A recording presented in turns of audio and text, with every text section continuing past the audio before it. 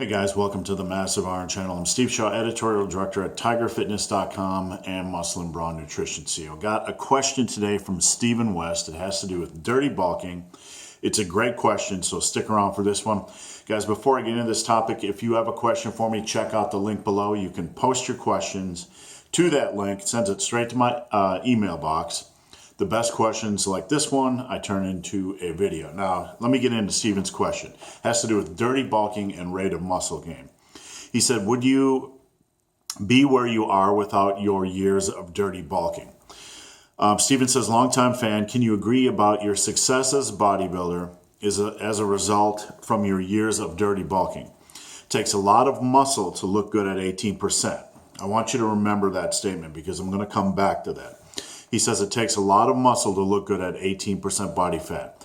Do you agree your years of dirty bulking has given you lots of muscle? So even losing 20% of your muscle mass during a cut, you stayed big. All right, let's talk about that. A couple points. I was 5'10", 5'10" and a half, 154 pounds when I entered college. My first year of college, I came out at 178 pounds. So I gained about 24 pounds, but I gained a substantial amount of muscle mass, probably about 16 pounds. So it was a very aggressive bulk. This was 1986, and we weren't thinking about bulking. We just lifted and ate because we liked food and it was free at the school cafeteria, etc. So that was a pretty aggressive bulk. The year after that, I continued to gain muscle. I got up to about 190, 194 after 2 years. So I gained about 40 pounds and probably about 24 of that was muscle, 24, 25 pounds of muscle. After 2 years, I just looked incredible. People thought I was on steroids, etc., etc. What did I learn from this? I learned that progressive overload was king. I learned that making every set count was king. Those two things, hand in hand, were key. I learned that food intake is very critical to recovery. I learned that combined with a lot of rest and a proper food intake, you could grow and you can continue to make progress. I learned that being in a calorie surplus was a good thing, was a very good thing because it assisted with the muscle building process. I also learned that my bulk was too aggressive. Now this was back in 86. We didn't have all the articles. We just had the muscle magazines and we just ate food and we lifted and there wasn't a lot of complication. If I had to do it over again, I would have restricted my intake to about 500 calories above maintenance level for the first couple of years. That would have been a quality bulk. It wouldn't have resulted in a 15, 18, 20 pound fat increase over 2 years. It would have added some fat to my body, etc. But it would have been a little bit more reasonable. So I don't see any reason for somebody in their late teens to mid 20s to go above 500 calories above maintenance. I don't see anybody over that age, around 30 or later, going above 300 above maintenance. It's a long game. Play the long game. You're going to build muscle. Don't overeat. Now, with that said, in college, I wasn't dirty bulking. I was eating tons and tons of hard-boiled eggs. I was eating whatever carbs I had. I was eating cafeteria food, a lot of milk.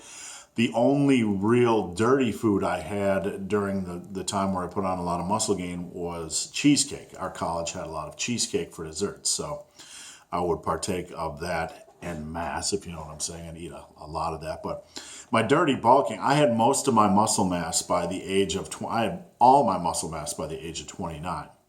So after that point, and I ate very clean until that point. Very, very clean. Probably 80 to 90% clean. I was very OCD, bodybuilder-ish style.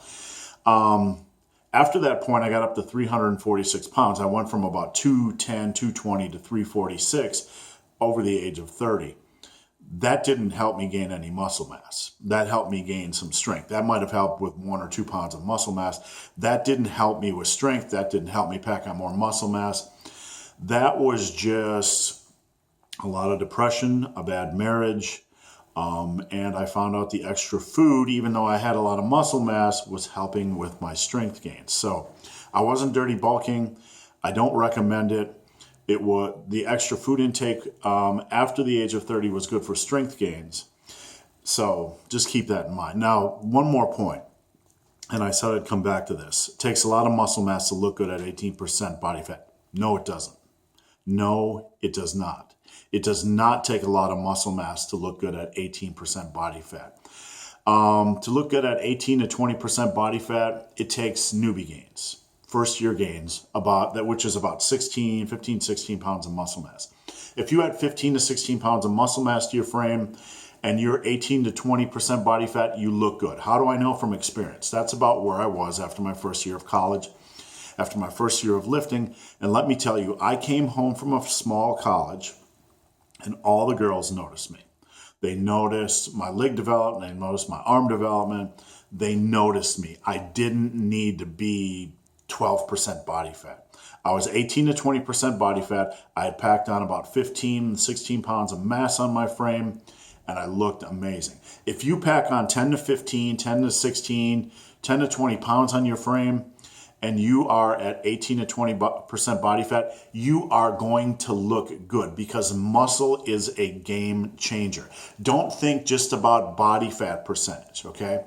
You can be 18 to 20% body fat, this guy over here, 18 to 20% body fat with no muscle mass and you'll look like crap. You can be 18 to 20% body fat and have 15 to 20 more pounds of muscle like this guy over here and you'll look freaking 50 times better. So just keep that in mind.